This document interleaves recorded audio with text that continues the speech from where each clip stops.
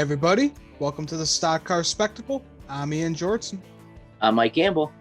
I'm Nick Kinzel.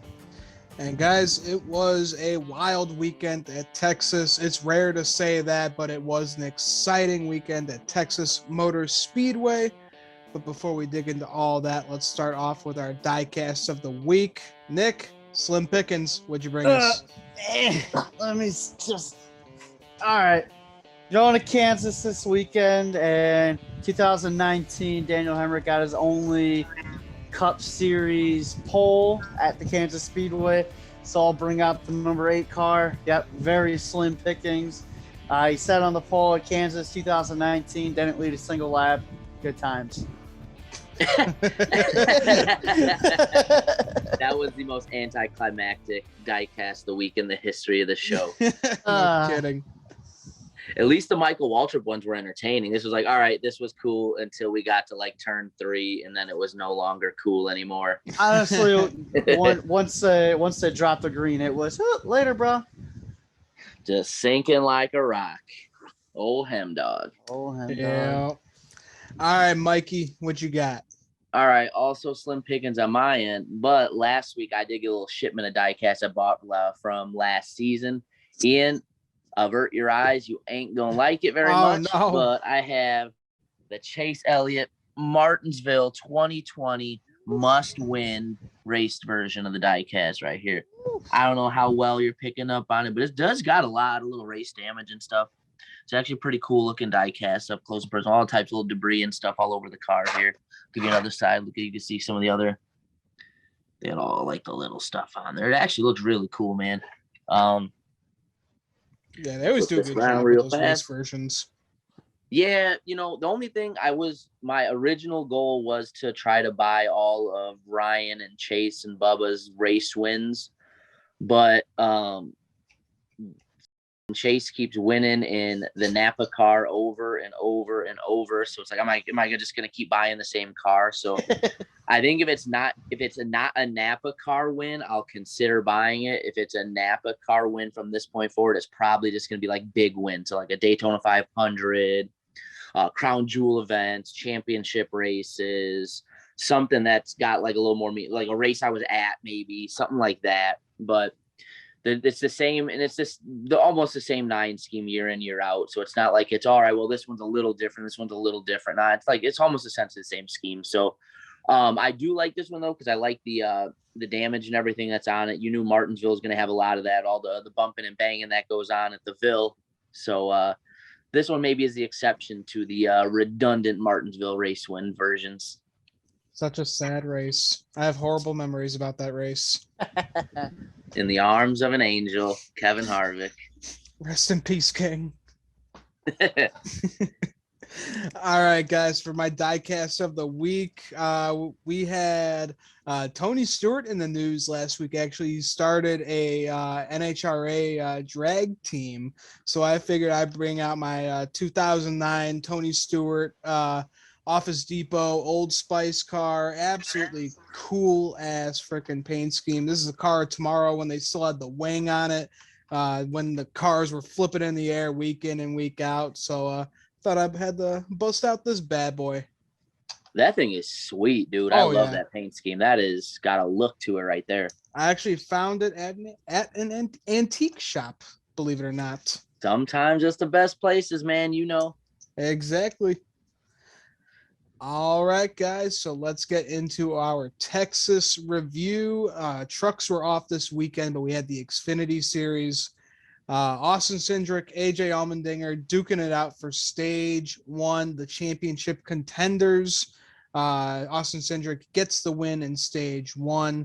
And then John Hunter Nemechek, he was in the 54. He went on to win stage 2. And then Nick, what's going on with your boy? He leads like 3/4 of the race and then just comes up short at the end. Well, I was watching the race, but I was also calling a hockey game at the same time on Saturday. And yeah, I knew it was destined to happen. I texted the group chat as soon as he took the lead. I was like, how are we going to lose this one today? And it was lost it on strategy. Can't even say we really lost it on speed. John Hunter had the best car, I think, all day long. The 54 car, doesn't matter who steps in. My dad had a kind of a funny quote. He said that even SpongeBob SquarePants can step into the 54 car and win because it's the elite car. John Hunter took 2 tires. We did not. And Harrison Burton also was on that other strategy. So didn't have enough laps there. That kind of sucked. But, yeah, second place, another second place, 10th career second place finish. And this one hurt us on points. We came into this race only 1 out, and now we're 2 out. So great run, lost a point. How great! It's funny. It's funny though. Comical. You come home P2 and lose points on and the you day. lose a point because Noah Gregson finished 3rd and finished right behind him. So, and that's who we're chasing right now. Is that damn 9 car. So it sucks, but you look back at now, his last 4 races, 4 races, finishes of 5th, 4th, 3rd, 2nd. That means he's destined to go win at Kansas right now. So, it sucks. It sucks. I got news for you, Nick. You're going to get to Kansas and with like 8 laps led, have a 2-second lead and blow a tire, or one of these like JD Motorsports cars running like 32nd are going to hit the wall. It's always the bastard. It's always those bastards who like to bring out a caution with less than 15 to go. Atlanta, stupid Rick Ware car brings out a caution, and then all that shit goes down. Here, I think, who was it? I think it was the 68 car. Yeah, it was Brandon Brown. It was Brandon Brown's bitch ass who brought out that caution, and that's how he lost the race right there. Oh, don't roll Brandon Brown in with that group. I mean, he's got the leading chant in America right now, boys. Yeah. He's a hit in every college football stadium in the country right now, and you're gonna put him in the same category as JD Motorsports. Poor shame. Tell you what, he ain't a hit out here yet. We Mountaineer, these Mountaineer fans up in that section, they like to go right at the main culprit there. They don't like to water it down with a let's go Brandon. They go for the real thing. Oh Lord. Oh man. Yep, Brandon Brown. It's the I won't call him a back marker car, but it's always the back marker cars that bring out those late cautions. That's how we lose races. So we can safely assume then Morgantown, West Virginia, not full of Xfinity racing fans. No. Not full of Xfinity racing fans. I don't know how many people. Full of fake NASCAR fans. I'll tell you that. I met like 3 people in Morgantown with NASCAR shirts, and all of them had no idea. All of them had no idea what the fuck it was. It's pretty cool though. The kid that I call the hockey games with, he actually he also likes NASCAR. He actually likes racing. He grew up racing on the track where Denny Hamlin got his start racing, and so that's pretty cool. You tell him to check out the show? I did not. No, not yet. What kind of shit is that, Nick? You're promoting amongst your own people. But so yeah, we were watching the race as we were trying to call the game. It was pretty funny. Luckily, it must have been hard to control your emotions. Well, it was funny because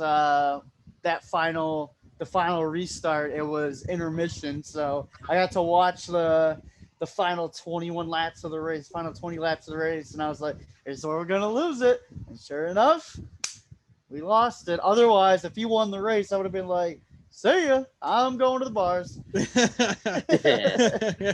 But yep, second place again, 10 second place finishes. Oh, ties Dale Jarrett now. It took Dale Jarrett 10 second place finishes, and then he finally won the race. So hopefully, good things to come. It's coming. I can smell it. Is it though? Is it though? I don't know if I'm so convinced anymore. I mean, the only thing is, like, you're running out of ways to lose them. So eventually, at some point, maybe it does have to happen because you've hit just about every possible way to just throw one away. So. He didn't run over a bird yet like Earnhardt did in the 500. So we don't waiting have for that one yet. But just after that happens, I think we got them all covered. Yeah.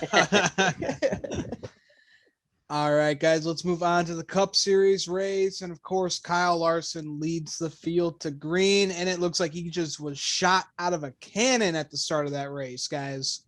The race pissed me off big time because it was just him and Byron dominating the entire race. And you knew Willie B wasn't gonna press the issue that his teammates running for a championship here and he's out. So you knew once Willie B was in second, he was not gonna put any pressure on Kyle Larson. And it was just another Sunday drive for the driver of the 5. You know what it kind of reminded me of? Like almost like when you watch Supercross and it'd be like back in the day when you had Dungy and Marvin Muscan on KTM and Dungy was running for the championship and Muscan wasn't really in it, but was still always competitive. It was like Dungy gets the lead and then Muscan just blocks everybody. And like that's kind of, saying that Byron threw a bunch of blocks on people on Larson's behalf, but at the same time, he was just more or less the buffer between the leader and everybody else to him. So, yeah, Kyle Larson, of course, looking fast. But guys, a rare one at Texas Motor Speedway. We had the big one come out on lap 31. Bubba Wallace, Chastain, Bowman, Stenhouse, Priest, Newman, and others involved in this one. Really rare to see at a track like Texas, especially after the repave.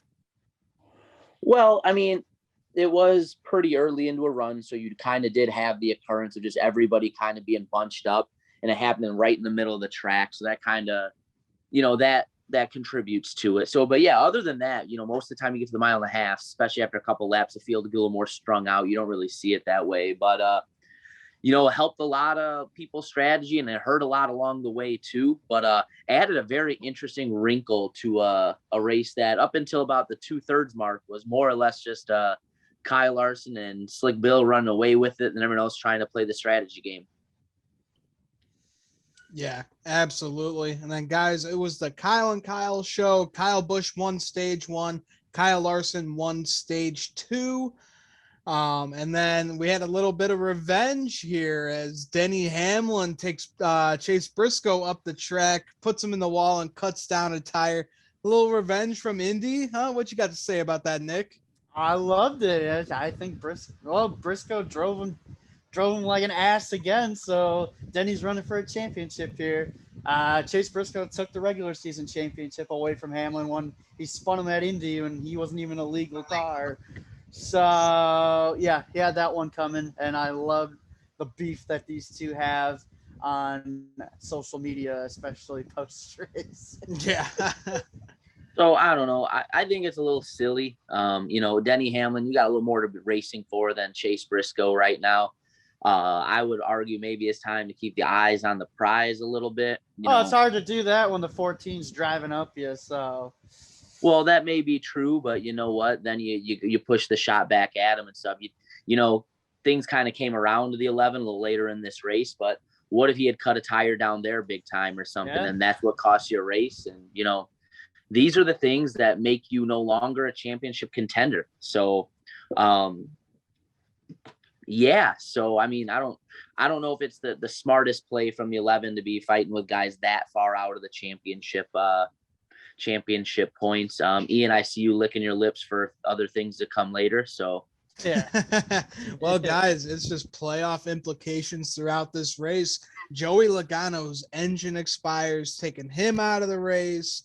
He's got to do really well at Kansas, Martinsville. And guys, we know he's really good at both those tracks. So, he's going to be racing his nuts off. Well, so go ahead, Nick. No, you go ahead. All right. So what I think you've seen is that Penske has really solidified themselves as one of the predominant mile and a half teams in NASCAR right now. Just look back at the performance from Penske this past weekend. Everybody had really solid finishes, other than kind of Joey. Ryan Blaney looked really good. Keselowski had a pretty good day too, if I remember right. I didn't get to watch the race as closely as normal, but yeah, he had a top 5. So, and had Joey have not been involved, he had speed at points too. So I don't see any reason why Joey Logano won't be competitive in these next 2 races. We know he's done really well at Martinsville in the past.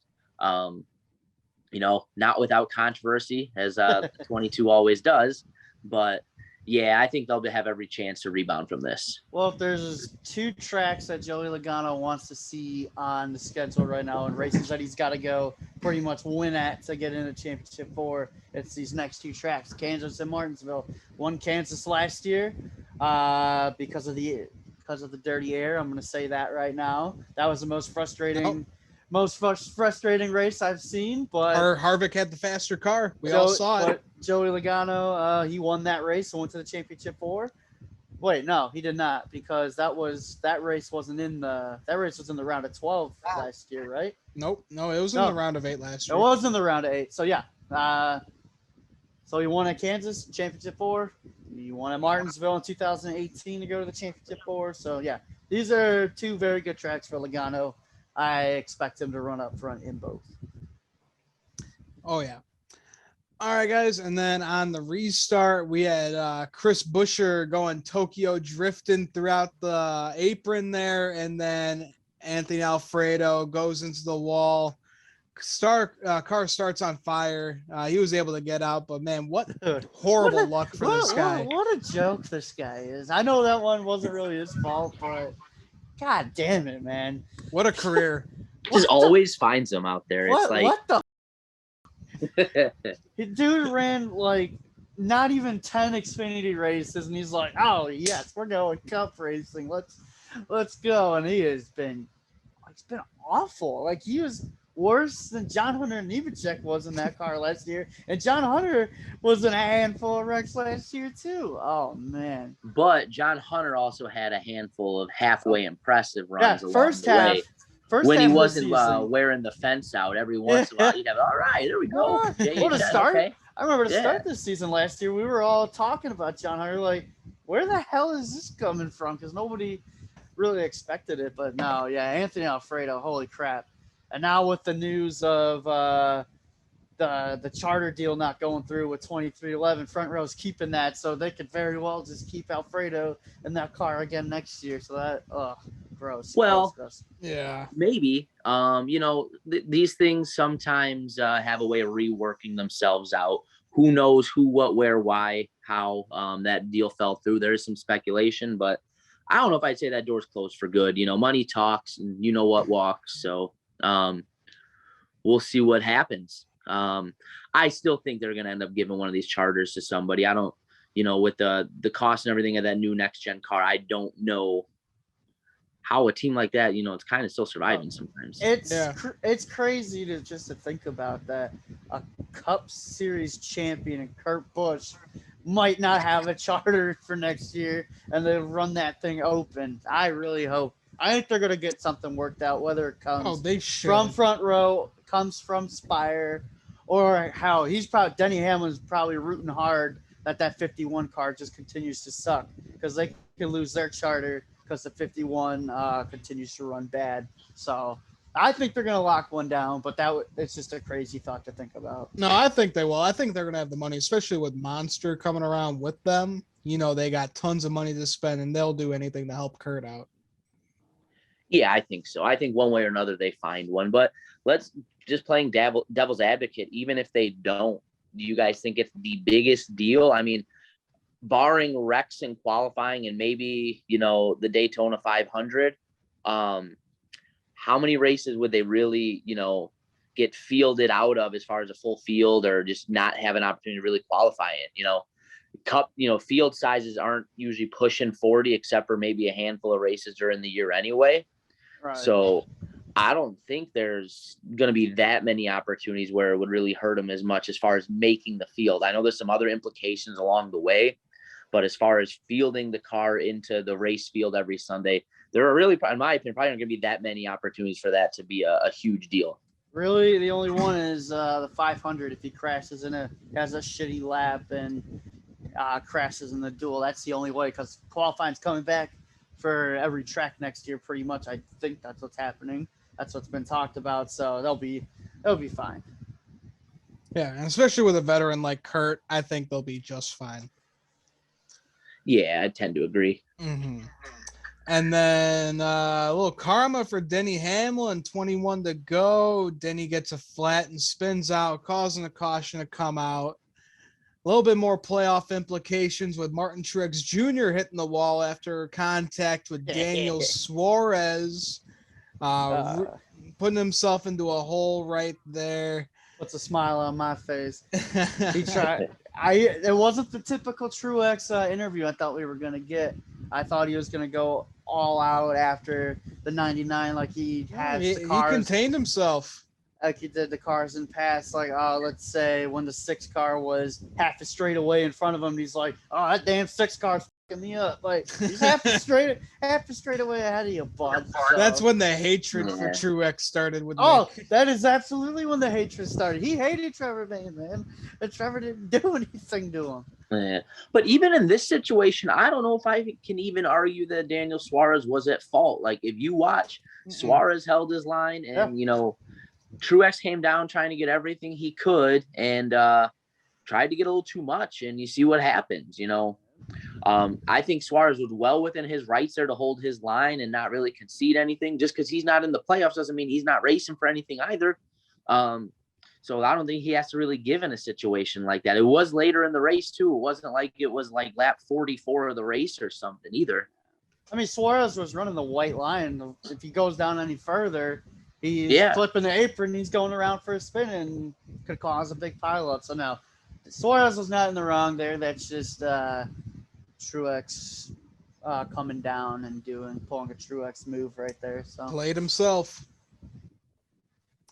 All right, guys, and then we had a 2-lap shootout for the finish for this race, and of course, Kyle Larson takes off, no looking back, and he locks himself into the championship 4. Guys, we saw this coming, and he did it early. He's locked in. Of course, he's the first guy in the championship 4. Oh, I'm glad he got in, so we don't have a repeat of last year where the best car doesn't make the championship 4. So I'm glad to see. Hoping for. Yeah, I'm glad to see that. So we have a shot at having the legitimacy of a champion this year. But no, Kyle Larson. What more can you say? 256 laps led in this race. Dude's just an animal. And this is the scary part. This is just the beginning for Kyle Larson and his 5 team. Go out and win 8 races in your first season together as a group. Just wait for years to come, man. So I would say too, as a Blaney fan, him winning here was probably the best case scenario. So you want a guy like that that's ahead of you, the only person really ahead of you technically on points before somebody could be pointed into this race to be the person locked in. If that's somebody outside of the top 4, then a weird race at Kansas or Martinsville, then you're on the outside looking in, one other winner. So a lot of those guys, I think this is probably the best case scenario for who to win in the first race of the round of 8. So I will say one thing though, there was a late restart. I think it might've been the last race, restart of the race where Keselowski started either right next to him or just behind him. And he had a chance to kind of get into Kyle and turn him. And, knowing his playoff hopes are on the line there, or not. Yeah. His championship hopes, I should say, are on the line. I was really surprised to give him a little more bumper there and see what happens. But, because you don't know how many more chances you're going to have to get a win. Brad's been pretty strong at Martinsville and Kansas at times too. But, you don't really know when you're going to get another chance. And he got up there and he got a chance to maybe, do what you got to do to get a win. It's a little kind of surprising. We didn't see a little more chrome horn, in my opinion. Yeah, absolutely. But after this race, it's just you look at the point standings, you look at the non-playoff standings for this race. If we did not have the playoff format that we did, right now you would have Kyle Larson and Denny Hamlin and a dead tie with 3 races to go in the points. Like Ryan Blaney's 3rd, but he's 237 points behind. We know we create this for the entertainment aspect for this playoff system, but man, a Larson versus Hamlin dead tie battle for the title coming into these final 3 races, that would have been pretty entertaining. Mm-hmm. No, I tend to agree. This would have been one of those classic examples of, not every year with the traditional points would it have been one of those things where the champions is locked up with 5 races to go or something like that. A lot of times, it does come down to a race or 2 left in the season. And, it could easily happen this year too, had we had a traditional point system. Right. It just goes to show that even Kyle Larson with 8 wins, the consistency from that 11 team, that would have That would have been fun. But these playoffs are about entertainment, so we'll live to fight another day. Yeah. Hey, either way, I think Denny's going to be in that Final Four either way. Yeah, if he doesn't run 11th like he did here, he'll be there. We'll see. All right, everybody. Well, we'll take a short break, but when we come back, we will be doing our Kansas Speedway previews. So, guys, we'll be right back.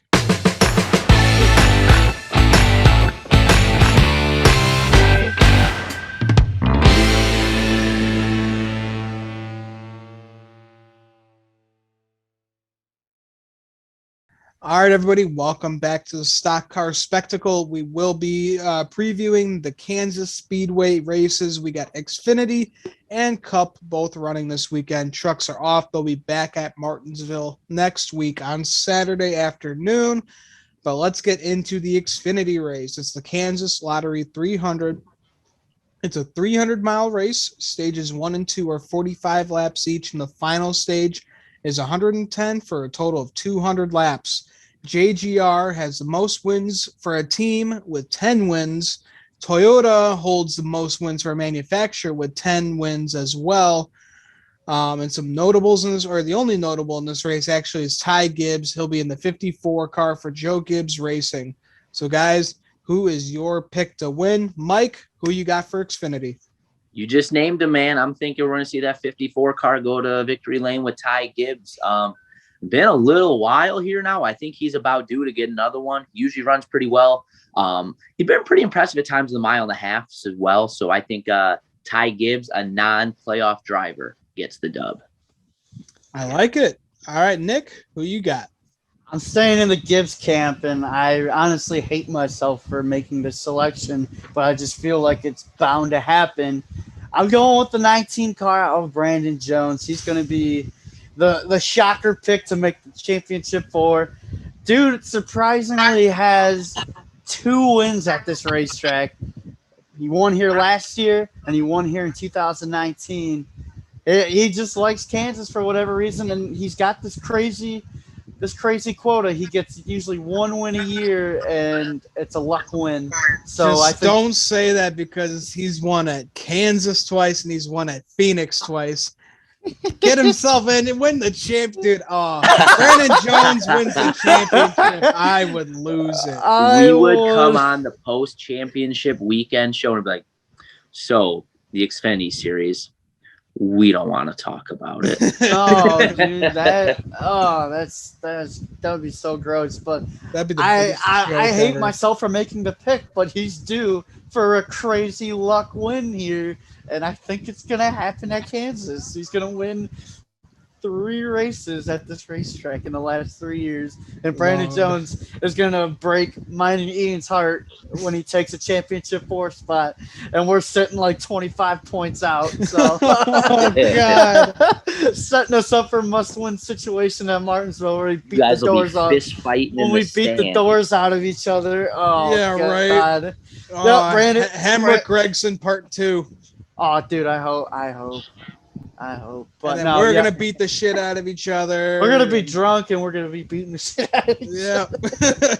And then, Brandon Jones. I hope he wins, and then I hope he fails inspection. So, give me the 19. Give me the 19. I don't know if that car. counts. For a Yeah, we don't correct really have a pick. caveat in our picks for what happens if somebody fails post-race inspection. So Nick might be onto something there. Yeah. He'd be the first dude in the history of the show to have an encumbered win.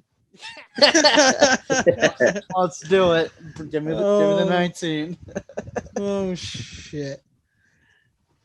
All right, so for my pick for the Xfinity series, Nick, I gotta go with your boy Daniel Hemrick. Finished second at Texas. You're making a mistake, His brother. 10th No. time He finishing knows second. exactly what he's doing. He's picking him knowing damn well he's putting that voodoo on him. That would be pretty cool, though, if Hemrick won, because then you could say the last 5 races, when you look at it on the stat sheet, it'll be 5, 4, 3, 2, 1. So, hey, There it would you be go. huge. I ain't going to diss you for taking him, but he's bad I luck. wonder man. how many times, if ever, that's actually happened where somebody's had a Yeah, span of right? races like that. That would be That, insane. That'd be that pretty might be wild. a random bored rainy day race day reference search right there. That would be a hell. That would be a hell of a time to get your first win. So I am all for it because then that makes me I'll be less stressful watching the Martinsville race next weekend at Martinsville. So, ugh, Hey, I still think that win is due for him, and I think it's coming here. I'll So, take it. I will take it. alrighty, guys, let's move on to the Cup race. We got the Hollywood Casino 400-mile race. Stages 1 and 2 are 80 laps each, and the final stage is 107 for a total of 267 laps. Past winners, Kyle Busch won here in the spring, and Joey Logano won last year in the fall. Most driver wins in this race is Joey Logano with 3 wins. Most team wins is Hendrick with 5 wins, and most manufacturer wins is Chevrolet with 10 wins. Nick, who you got to win the Cup Series race on Sunday? Oh, you already talked about him. He won this race in the spring with that god-awful name, the Bushy McBush race. Oh, that's the best name in the 400. world. Get the hell out What of here. a joke of a name that is for a NASCAR Touring Series Loved race. Awful. Okay, it's even better because then Kyle Busch Yeah, won the Bushy McBush race. It only makes sense for a Bush to win the Bushy McBush race, but Kyle Busch, obviously, he's got the win here, and he's got 6 top 5s here, and he's having a pretty solid playoffs right now. I see him as a championship 4 contender, and I think he's gonna take the stress off of himself going into Martinsville next week by winning here in the fall, sweeping the races here this season. Give me the 18. All right, Mike, who you got? At the sake of being a little bit of a homer here, I'm going with my boy Ryan Blaney. Been very good on the 1.5 miles again. You know, he's the number 1 car not locked into the championship 4. So the number 1 car not named Kyle Larson or numbered 5 coming into this race here. He looked strong, very strong at points last week in the race here at Texas. So, you know, I don't see why not. You know, Penske's been good here. We've seen Joey Logano win here in the past, that we've kind of talked about earlier in the show. So I don't see why the other Penske cars shouldn't be as fast as well. So I think Ryan Blaney punches his ticket to Phoenix, gets it done on Sunday at Kansas. I like it. All right, guys. So for my pick for the Cup Series race, I'm going with Denny Hamlin. He's really good here at Kansas in 26 races. He's got 3 wins, 11 top 5s. Wait, I'm sorry. 3 wins, 8 top 5s, and 9 top 10s here. Really, really good at Kansas. Don't write off Denny Hamlin. He's going to make his way into the championship 4 at Kansas. I love it. I think that's another inevitable one, too. Yep. All right, guys. Well, that will about do it for the show here. You boys got anything else to add before we end the show? Just kind of excited to see what we have at Kansas. Maybe we'll get a nice little surprise this week. You know, Texas, I think being 500 miles helped this past weekend because you got some fuel strategy play. And, you know, the longer these guys are on the track, the more the tempers will flare. Maybe we'll have something like that this weekend in Kansas. I know it's not a 500-mile race like we just saw this past weekend, but, you know, it has produced some decent racing in the past. So hopefully we get another great one because we know the intensity is going to be turned up to 10. I'm just hoping we don't get a repeat of last fall's race with the frustration of those last 20 laps of Harvick continuing to close on the bumper, and then just we see him on TV in that in-car just stalling out. So, yep, hoping for some excitement, and I'm hoping for some fireworks here at Kansas so we get some pissed off drivers when we're at Martinsville next week. Oh, we got guys trying to fight their way into the championship 4. You know they're going to be pissed off. You know some words are going to be exchanged and maybe some fists will be thrown. That's what I love about the NASCAR playoffs. Maybe some T-shirts will be made about the offseason. Who knows? Get out of here. Oh, okay. Well, that's a good spot to end the show there, huh, boys? I know what I'm getting Ian for Christmas. Oh, you can right off with that shit. You get him the T-shirt. I'll get him the ugly sweater version of it. Oh, man. Oh, shit. All right, everybody. Well, thanks for tuning into the Stock Car Spectacle. Make sure to like and subscribe to our YouTube channel. Make sure to follow us on Twitter and Instagram. Make sure to check out our merchandise on Spreadshirt.com, all designed by our good buddy Dalton Good. Tune in to Koto's Mojo with Patrick Koto and Adam Cornwell. In a few weeks, I will be back on the show as well. So we're excited to get that rolling. So make sure you guys check that out on all podcast platforms. So, guys, that will do it for us over here at the Stock Car Spectacle. Thanks for tuning in. I'm Ian Jortson. I'm Mike Gamble. I'm Nick Kinzel. And we'll see you guys next time.